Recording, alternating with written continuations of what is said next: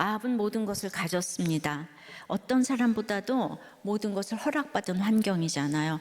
그러나 주제를 모르고 자신이 하나님의 대리자로 하나님인 줄 알고 여호와가 금하신 것을 계속 넘보고 있습니다. 이번에는 나봇의 포도원이 바로 금하신 곳인데요.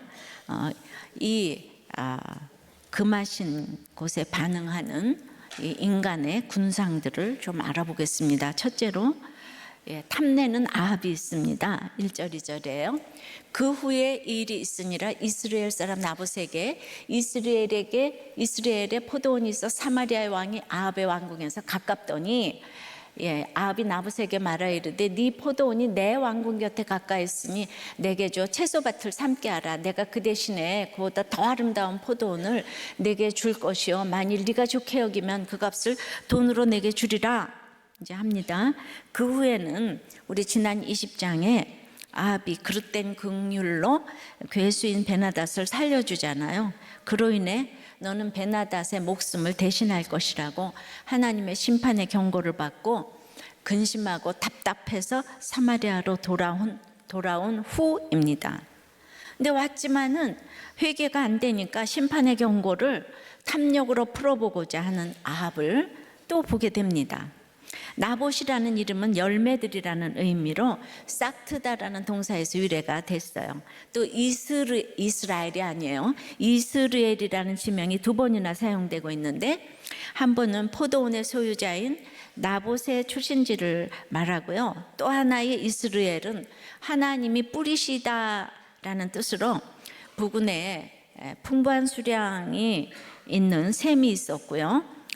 그래서 하나님이 뿌려주시는 싹트는 열매들이라는 그 이름이 암시하는 것처럼 참 그곳은 비옥한 약속의 땅이었어요. 하나님의 축복 속에서 살아가고 있는 평안한 모습에 이 나봇의 포도원이 등장하는데요. 이 목가적인 곳에서 이세벨이 이 믿음의 나봇을 죽이고 그래서 그 똑같은 곳에서 아합의 아들 70명도 죽으면서 평강이 산산조각이 났습니다. 나봇의 포도원이 그런데 왜 이렇게 선택이 됐을까요? 아합의 왕궁에서 가깝다는 거 이게 문제였어요. 참 우리가 이 권력자의 눈에 띄어도 안 띄어도 참 우리는 쉬운 게 없어요. 난 누가 좀 알아주지 않을까? 뭐 또 알아주면 알아주는 대로. 자, 오늘 1절에 아합을 북이스라엘의 왕이라 그러지 않고 사마리아의 왕이라고 했는데 이미 평범한 백성 나봇의 왕으로는 자격을 상실했기 때문이 아닐까요? 우리가 대통령을 대한민국의 대통령이라고 하지 서울 대통령, 전라도 대통령 뭐 이렇게 불리면 이미 이상한 거 아닙니까? 근데 이제 72역이라고 그런 번역한 성경이 있는데 거기에는 아랑가의 두 번의 전쟁 후에 3년 동안 전쟁이 없었다는 내용이 이제 들어가 있어요. 그래서 그 내용을 제가 인용을 한다면 심판의 예언을 듣고 근심하고 답답하여 충격받았지만은 시간이 지나니까 어리석은 자는 망각의 동물이 되는 걸 보지요. 근데 실제로 그 아합은요 자기 힘이 아니었지만은 순전히 베나닷이 술 취해서 이겼잖아요. 그런데도 그 아랑가의 전쟁에서 두 번이나 이긴 거예요. 10만 명의 군사를 이겼어요. 그러니까 이 사람은 완전 불세출의 영웅 아니에요. 지금으로 말하면 이순신인가? 그러니까 그 이겼고, 그 다음에 아람에는 아합거리, 아합 스트리트가 들어서고 승승장구해 보이는 것이 아합의 팩트 아니겠습니까? 그야말로 악인의 형통으로 치닫게 되니까 이 사람은 지금 이제 자기 힘이 아니라는 거 알잖아.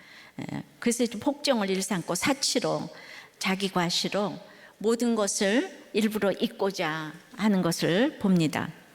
그리고 이제 심판 예언 이후 3년이나 경고하고 있으니까 하나님께도 내가 이스라엘의 왕이니까 나를 심판 안 하실 거야 생각하면서 외부적으로 그릇된 긍휼로 베나닷을 살려준 아합이 이제는 내부적으로 악을 행하게 됩니다. 사마리아 왕인 아합은 사마리아 궁외에 그 이스라엘의 사치의 끝판왕인 상하궁으로 불렸던 별궁을 지어서 겨울이면 그곳에 거주했어요. 부자들의 마지막 꽂히는 것이 정원이라고 하죠. 그런데 아합이 자기의 별궁과 아주 가까운 곳에 있던 나봇의 포도원을 보고 여기다 하는 자리가 나타난 거예요. 좀 놀라시고 다 깨시라고. 그러면서 정원짜리야 여기가. 가슴이 뛰면서 탐을 내면서 이거 갖지 못하면 이제 큰일 날 것 같은 거예요. 그러니까 달라는 대로 다 줄게. 땅 달라면 땅 주고 돈 달라면 돈 줄게. 그거 나한테 줘. 지금 이제 심판이 코앞에 있는데 지금 별장 타령, 정원 타령을 지금 하고 있는 아합입니다. 그러니까 너의 포도원을 나에게 주어. 그리고 그것이 나에게 푸른 정원이 되게 해 라는 이 표현이 원문에는 이제 2번 언급되므로 베나닷이 아합에게 그 왜 무리한 요구를 했잖아요. 너 네 거 다 내놓으라고 안 해고 뭐. 예. 그 요구할 때와 같은 표현을 썼어요. 그러니까 나봇의 포도원을 빼앗고 싶은 탐욕과 조급함은 아합도 베나닷도 똑같다는 거예요.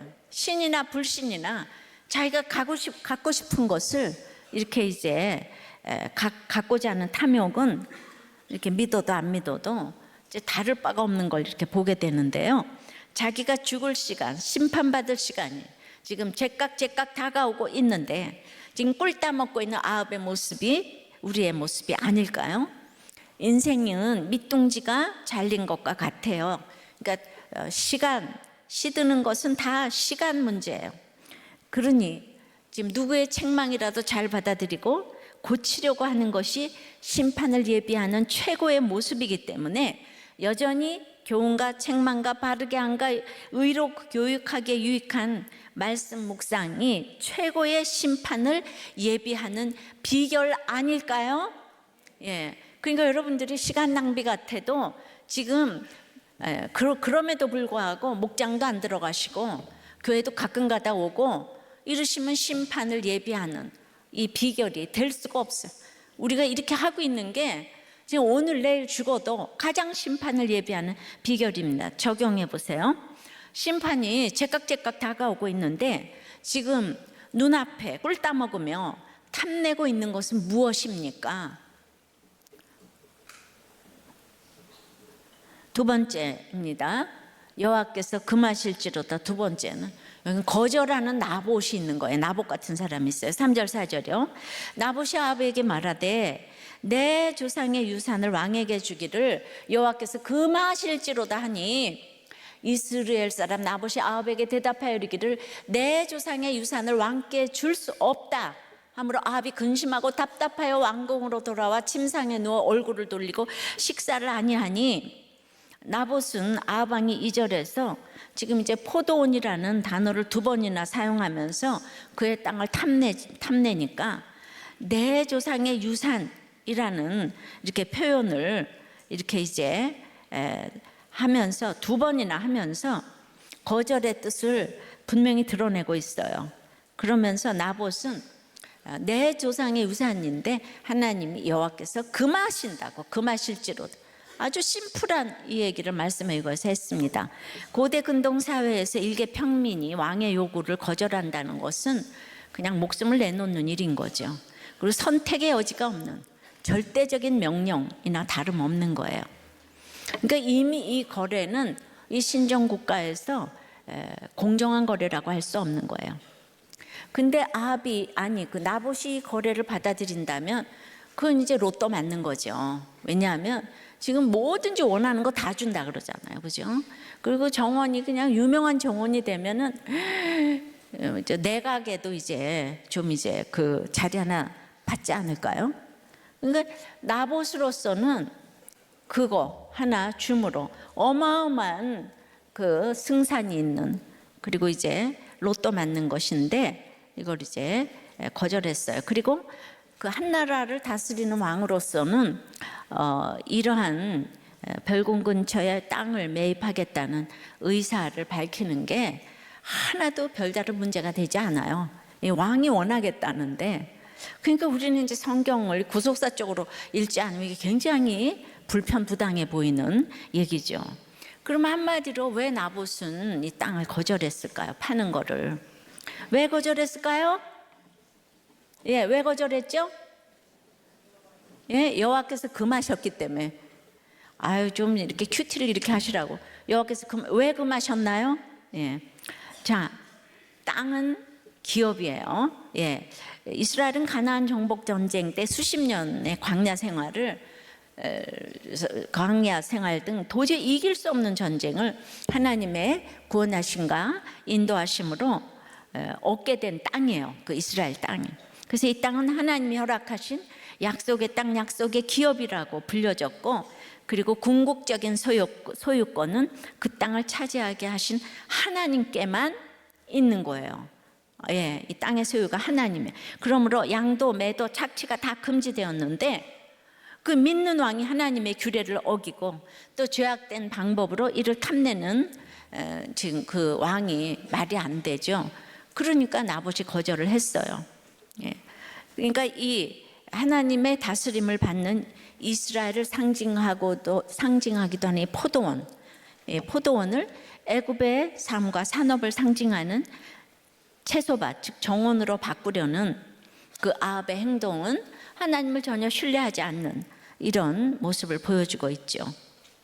그런데 한 국가의 왕위에 있는 아합이 자기의 요구가 받아들여지지 않자 이 공사를 구별하지 못하고 밥도 안 먹고 지금 땡깡을 부리고 있는 모습을 보니까 정말 불쌍하기까지 합니다. 나봇은 이렇게 왕의 좋은 제안, 돈도 생기고 목숨도 부지할 수 있는 제안을 이렇게 쉽게 거절을 하는데, 아합은 어찌하여 근심과 답답함이 이렇게 계속되는가를 오늘 좀 보고자 해요. 아합은요, 선지자의 그 심판의 책망을 오래 기억하지 못해요. 예.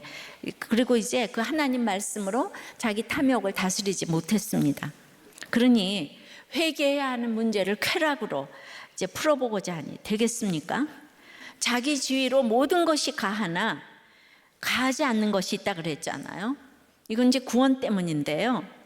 근데 아합은 이제 그런 생각이 없죠. 이 포도원 원하는 것은 얼마든지 가능한 것 같지만은 이것은 분명히 땅을 매도할 수 없다고 얘기를 했잖아요. 이게 빌려 쓰는 게 아니에요. 이 땅을 아주 달라고 얘기하는 거예요. 이건 탐심이기 때문에 이게 거절되지 않으면 더 큰 파멸인 거예요.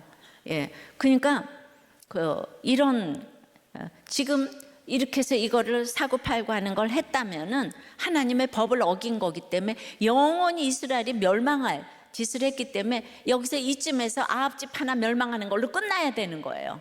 예, 그러니까 이게 항상 이제 작고 큰 거를 여러분들이 이렇게 이제 대봐야 되는데, 또 한 가지 이유는 아합은 자기 직분에 충실하지를 못해요. 왕으로서, 이스라엘 왕으로서 백성을 다스릴 때는 여긴 신정국가이기 때문에 하나님의 뜻대로 이끌어야 되는 것이 있는 거예요. 근데 아합이 자신의 사명을 모르기 때문에 자기 직분에 충실할 수도 없고, 직분에 충실하지 못한 이러한 지도자는 권세를 가지고 이제 죄의 유혹에 빠지죠. 자기가 원하는 거는 다 하는 거죠. 여자고 돈이고 이제 다. 그래서 이제 문제가 생겨요. 그러니까 굉장히 열심인 것 같아요. 상하궁을 짓고 정원을 짓는다. 근데 이거는 허영과 과시를 위한 이제 자기 열심인 거죠. 그러니까 나봇의 포도원을 가지기 위해서 가진 책략을 다 꾸미는 것을 보면은 그것이 증거예요. 지금 아람과의 전쟁이 끝났다면 전쟁을 거친 이 백성들을 추스르고 그 복구하는 일을 해야 할 때 아닌가요? 지금 말이죠. 상하군과 격이 맞는 별장 만드는 일이 지금 그렇게 급한 게 아니에요.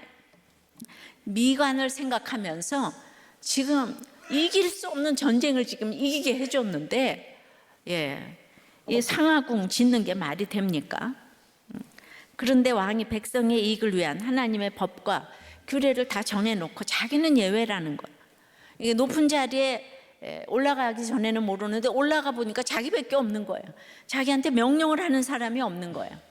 그러면 이제 아무도 모르겠거니, 그리고 이제 자기 권세를 이제 자기를 위해 마음대로 쓰는 거죠. 그래서 다 망하는 거예요. 권세는 하나님께로부터 나오는 건데, 그래서 그 어렸을 때도 그냥 명령을 받아본 적이 없는 그런 사람들요. 정말 그 딸이고 아들이고. 너무 요새는 핵가족이니까 그냥 하나 끼고 맨날 이러니까 항상 예외가, 그러니까 이렇게 이쁜 내 아들, 내 딸, 누가 뭐라 그래. 난 예외라고 이렇게 생각을 이제 하는 거죠.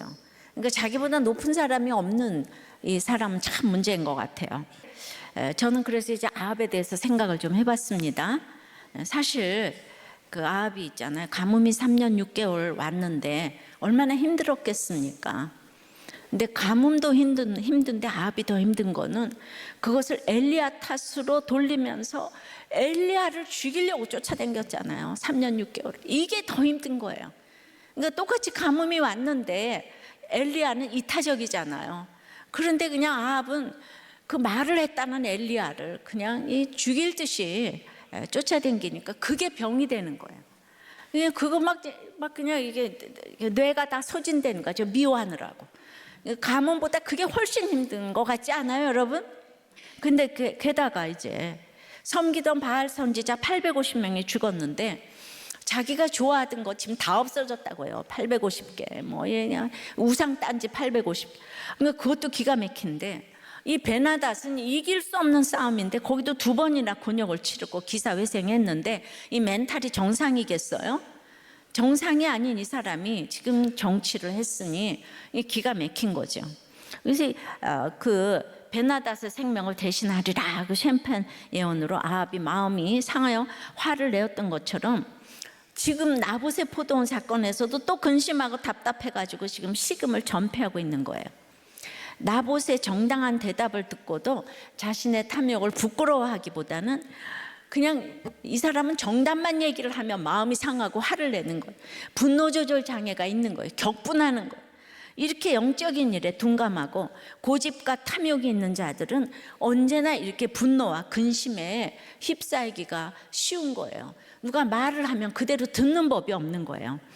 사람들은 문제가 생기면 일단 자기 속으로 숨고 그 다음에는 이제 위로자를 찾고 내적인 충동으로 술로 도박으로 마약으로 다 피합니다. 그리고 이제 밥도 안 먹고 이렇게 땡깡을 부려요. 술 먹고 중독에 빠진 자들은 이유가 없는 사람이 없어요. 우리 지난번에 간증한 고집사도 남친으로 결혼으로 외도로 끊임없이 대상을 바꾸었지만 결국 자기 속의 우울감이 가장 큰 대적이라는 것을 알게 되었다고 하는 거예요. 그러니까 누구 때문이 아니고 결국 누구 때문이 아니고 그때 자살하는 사람도 내 탓이라고 생각하잖아요. 누구 탓도 내 탓도 아니고 이렇게 이제 직면을 해야 되잖아요. 근데 그 직면이 안 되는 거예요. 그러니까 이게 너무 예수님 성경이 정말 너무너무 멋있는 거예요. 내 탓도 네 탓도 아니고 거기에 이제 직면을 해서 그 원인을 찾아내야 되는 거죠. 아합도 그렇지 않았을까요? 늘 근심하고 답답하니까 이 사람이 그럴 것 같아요. 이스라엘의 왕인데 말씀을 못 들어요. 저는 이게 아버지 오므리의 우상숭배로 인한 결과가 아닐까 싶습니다. 자기들 듣기 싫어서 안 듣겠어요? 안 들리는 걸 어떻게 하겠어요? 모든 장로와 백성들이 베나닷의 제안을 듣지도 말고 허락하지도 말라고 했지만 이 말도 안 들었어요. 엘리야 말도 안 들어요. 안 듣는다는 건 못 들어주겠다는 것이고요. 그러면 가만히 있으면 좋겠는데 죽이려고 해요. 자기한테 한마디라도 이렇게 충고나 무슨 이렇게 올바른 얘기를 해주기만 하면 극심한 자기가 최고기 때문에 죽이려고 해요. 엘리야도 죽이려고 했고 나봇도 결국 죽였어요. 그러니까 이제 자기의 원하는 거, 탐욕을 채우지 못하면 화가 나고 기분이 나쁘고 분노하고 화가 나고 또 격분하게 된다는 거예요. 저는 아합이 이렇게 우상 숭배하는 아버지 밑에서 왕자로 살면서 또 게다가 왕이 됐잖아요. 그러니까 자기 애성, 인격장애 우울증이 온 것이 아닐까 생각을 했습니다. 아합이 때마다 이렇게 죽이려고 그러고 너 탓이야 그러면 왜 그러세요? 임금님 이래야 되겠어요? 이세벨처럼 무조건 들어줘야 되겠어요? 당신 최고라 그러면서 엘리야가 아합을 사랑해서 평생 따라다녔지만은 엘리야하고 아합은요 평생의 원수인 거예요. 그러면 우리는 이제 엘리야 보고 문제가 있다고 그래야 될까요? 엘리야도 문제가 있어. 어떻게 그렇게 아합 하나를 못 따라올 수가 있어? 정말 엘리야에게는 사랑이라고는 없어. 이래야 될까요? 그러면 이럴 때는 평생 왼수가 좋은가요? 천생연분이 좋은가요? 우리 참 어렵죠, 그죠? 예, 적용해 보세요. 여호와께서 금하시는 것을 거절했습니까? 원하다가 거절당했습니까? 예, 이 두 개가 사실은 이제 다 좋은 거죠. 네, 거절했는가, 원하다가 거절당했는가, 아예 거절을 못했는가. 예. 그러니까 여기에 for example로 음란이냐, 불신결혼인가, 이혼인가 이런 걸 생각을 해보세요. 그런데 이런 거는 거절당하는 게 더 축복인 거예요. 내가 불신결혼은 거절당하는 게 축복, 이혼도 음란도 거절당하는 거. 예. 자, 여호와께서 금하실지로다 세 번째 군상은 탈취하는 이세벨이 있는 거예요. 자, 5절 6절이에요. 그의 아내 그 이세벨이 그에게 나와 이르되 왕의 마음에 무엇을 근심하여 식사를 아니하나이까? 왕이 그에게 이르되 내가 이스라엘 사람 나봇에게 말하 이르기를 네 포도원을 내게 주되 돈으로 바꾸거나 만일 네가 좋아하면 내가 그 대신에 포도원을 내게 주리라 한즉 그가 대답하기를 내가 내 포도원을 너에게 주지 아니하겠노라 하기 때문이로다 이러고 대답을 해요. 그러니까 드디어 이제 해결사 또 등장합니다. 그렇게 늘 영적이지 않으니까 회피하고 들어놓으면 이세벨이 짠 하고 해결해 주는 컨셉이에요. 이세벨이 항상 마지막에 가서 이세벨이 해결을 해주니까 자기와 직면을 하지 않는 거예요. 이세벨은 항상 이제 아합이 최고다를 부르짖는 거예요. 예. 그러니까 이 세상 모두가 아합이 참 유약해요, 사람이. 예. 어떻게 보면 이제 착할 수도 있고. 그러니까 이제 아합이 지금 이제 그 아합으로서는 내가 말이야 나봇에게도 내가 거절을 당했어. 이러면서 아니 이길 때는 언제고 질 때마다 그냥 이 사람 피해 의식이 이제 많아가지고 이제 이러는데 이세벨은 옆에서 당신이 최고다. 내가 이 세상 모든 사람이 뭐라 그래도 나는 당신 편이야. 당신이 최고야, 최고. 이러면서 이제 얘기를 하니까 이것이 아합에게 정신건강상 좋은가요, 나쁜가요? 예? 당신이 최고야. 우리는 정신건강상 모두가 안 믿어줘도 부모는 믿어줘야 되고 아무리 거짓말을 해도 부모는 믿어줘야 되고 그냥 배우자는 믿어줘야 되고 이러잖아요. 그러니까 이게 참 그 분량이 있는 것 같아요. 이세벨은 사랑이 무엇인지 모르는 이 스카이캐슬 엄마잖아요. 그러니까 아합이 너무 유약하니까 이세벨의 말을 듣고 그런가 하면서 산 것 같아요. 믿음도 없으니까 그냥 그 조선의 인조왕처럼 조기인이라는 사람이 그 인조가 말이 안 통하잖아요. 조기인이 뭐든지 임금이 최고라 그러니까 그리고 이제 그런 왕들이 이렇게 많이 있죠, 그죠? 근데 엘리야를 그리도 죽이려고 하면서 그냥 엘리야 죽이려고 하는 데는 둘이 마음이 하나가 딱 되잖아요. 그런데 이렇게 아합하고는 맞춰주면서 사니까 이게 좋은 건가요? 나쁜 건가요? 이세벨은 아내로서 아합의 슬픔을 위로하고 위안을 주고자 했겠죠. 근데 아합은 마치 아이가 엄마한테 이르듯이 내가 그냥 나봇에게 가서 포도원을 그냥 팔라고 그랬더니만 그대로 얘기를 하는 거예요. 그냥 내가 돈도 준다 이것도 다 안 돼. 근데 그가 말이야 내 포도는 내게 주지 아니하겠노라고 그러지 않아? 이렇게 이제 얘기를 완전히 지금 이세벨에게 고자질을 하고 있어요. 꼭 엄마한테 지금 일러바치듯이 다 하니까 얼마나 아합이 이세벨에 대해 의존적이었다는 거 알 수 있죠. 18장에서 북이스라엘 백성들은 갈멜산으로부터 이제 하늘에서 불이 내려오니까 여호와가 참된 하나님이심을 좀 알았잖아요. 그래서 아합조차도 이제 좀 엘리야를 인정하게 됐어요. 그리고 이렇게 바알에게 기울어져 있던 북이스라엘이 이제 좀 어느 정도 하나님께로 돌아왔는데 이세벨의 한마디에 딱 원점으로 돌아갔어요. 이세벨이 엘리야를 죽인다 그러니까. 근데 나봇의 포도원 사건도 마찬가지인 게요. 이 나봇의 거절로 인해서 이제 도리어 아합은 북이스라엘의 왕이라서 그런가 억지로 할 생각을 안 하고 지금 식음을 전폐하고 들어놓아서 이것이 이제 도리어 안정이 돼가는 추세로 이제 조금만 기다려지면은 이렇게 이 땅을 갖지 못한 것이 이스라엘로서는 그냥 너무나 최고의 해결책인데요. 그런데 그냥 이 안정돼가는 이 시점에 또다시 해결사 이세벨이 등장함으로써 최악의 상황으로 달려가게 된 거예요. 이때는 정말 거절의 축복이 최고인데요. 근데 거절을 허락으로 바꿀 수 있는 계략과 권세가 있어가지고 이게 비극인 거예요. 예. 그런데 정말 그러니까 요새는 핵가족이라서 아들, 딸, 내 아들, 내 딸 누가 감히 건드려. 그러니까 이제 싸우면 제발 좀 내버려둬야 되는데 그 남편에게 아내에게 거절을 이제 받을 수도 있는데 그 거절 허락으로 바꿀 수 있는 계략과 권세가 있으면 그냥 네가 어떻게 해. 우리 며느리한테 그럴 수가 있어. 내 사위한테 그럴 수가 있어. 뭐 아들한테 그럴 수가 있어. 그러면서 좀 데려오지 마시고 제발 내버려 두세요. 예, 계략과 그 권세를 거기다 좀 쓰지 마세요. 근데 이세벨도 아합이 너무 유약하니까 때마다 도와주다 보니까 여기까지 온 거 아닐까요? 나라도 좀 도와주자. 지금 뭐가 다 거꾸로 됐어요. 예, 믿는 아합이 이세벨을 인도해 가는 게 아니고 안 믿는 이세벨이 아합을 계속 지금 고치라고 있잖아요. 그런데 일러 바치는 것까지는 좋았는데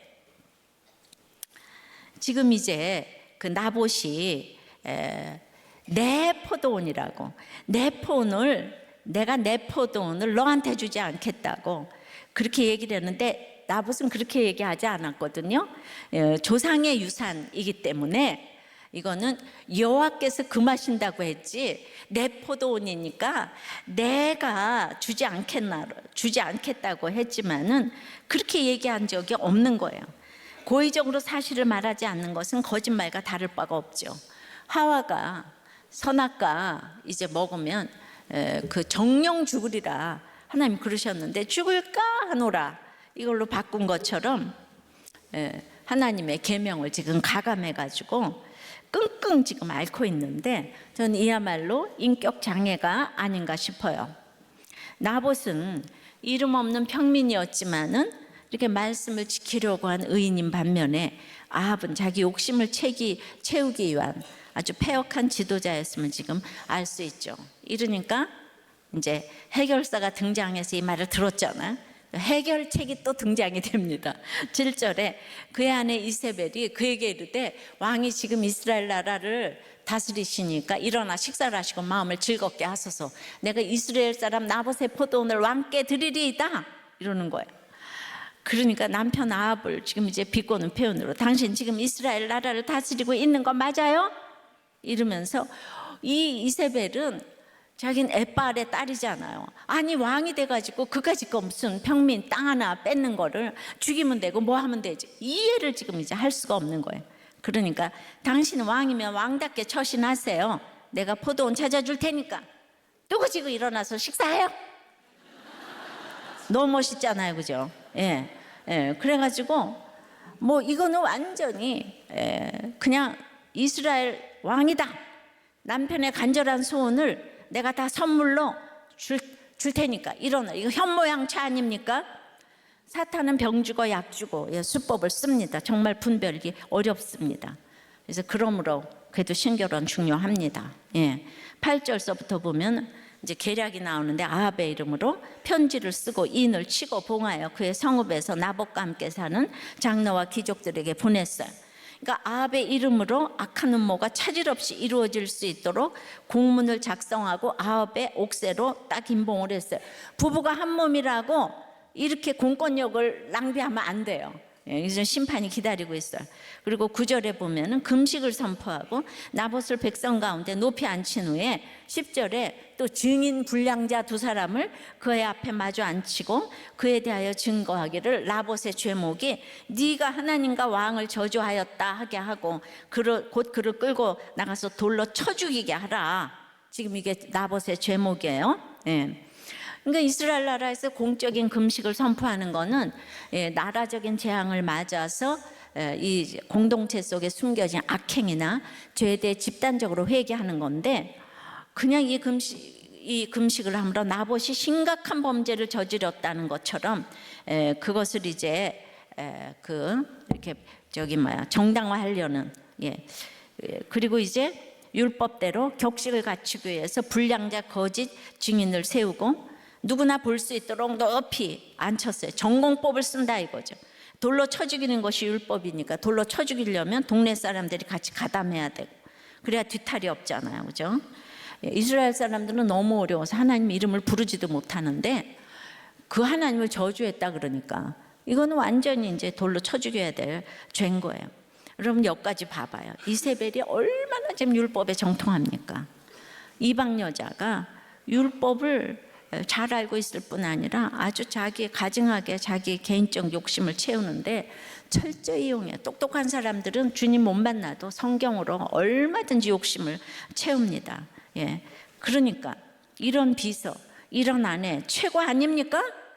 해결사 좋죠? 여러분 적용해 보세요.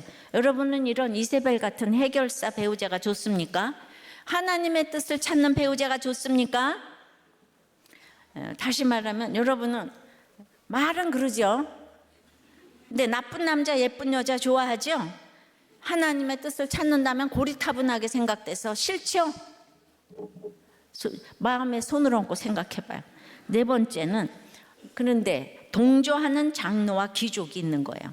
11절부터 보니까 그의 성읍 사람, 곧 그의 성읍에 사는 장로와 가족들이, 그러니까 그의 성읍을 지금 두 번이나 강조를 했는데 8절에도 그 성사람이라고 했는데, 이 나봇을 죽인 사람들이 바로 나봇이 살던 그 성의 지도층이었다는 거죠. 이런 사람들이 지금 나봇을 죽인 거예요. 12절에도 이제 그래서 이세벨의 지시대로 다 듣고는 그대로 행했어요. 금식을 선포하고 나봇을 백성 가운데 앉히고, 또 13절에 불량자 증인 두 사람 이제 와서 그대로 나봇이 하나님을 저주했다. 그래서 이제 죽였어요, 나봇을. 14절에 이세벨에게 나봇이 돌에 맞았다고 이제 통보를 했어요. 그러니까 그 사람들이 통보한 대상은 아합이 아니고 이세벨이에요. 아무리 아합의 도장이 찍혔어도 이것은 이세벨이 한 걸 다 알아요. 그러니까 이세벨에게 다 지금 줄 서고 있어요. 이세벨 통치권자죠. 이세벨이 아부하는 장로 귀족들 한 사람도 반대하지 않았어요.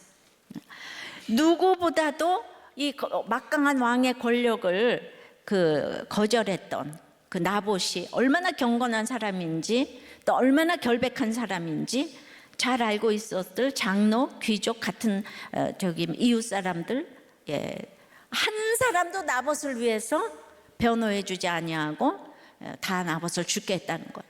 사람 믿음의 대상이 아니에요. 그러면 자살하는 거예요. 믿을 사람이 없다. 그러니까 15절에 이세벨이 나봇이 돌에 맞아 죽었다 함을 듣고 이세벨이 아합에게 이르되 일어나 이스라엘 사람 나봇이 돈으로 바꿔주기를 싫어하던 나봇의 포도원을 차지하소서. 나봇이 살아있지 아니하고 죽었나이다. 이러니까 나봇의 포도원을 차지하소서는, 이거는 이제 그 영적인 땅 기업이란 뜻인데, 이거를요 가나안 여인이 거꾸로 와가지고 아합 보고 이걸 차지하라고. 이 사람은 영적인 용어도 이렇게 너무 잘 써요. 그리고 이제 나봇이 죽었다는 거예요. 이 얘기는 그 땅을 파고 살고를 못하니까 자녀들까지 다 죽여야지 상속자가 없잖아요. 그래서 온 일가족을 지금 죽였다 이 뜻이에요. 그러니까 그냥 정말 해결사예요. 엄청난 해결사. 나봇의 집은 여호와가 금하신다고 포도원 안 팔았다가 순교자 집안이 됐어요. 그래서 아합 집안도 거기서 이제 후에 다 죽었지만은 한쪽은 순교자 집안이고 한쪽은 이제 정말 처참한 심판을 당한 집이죠.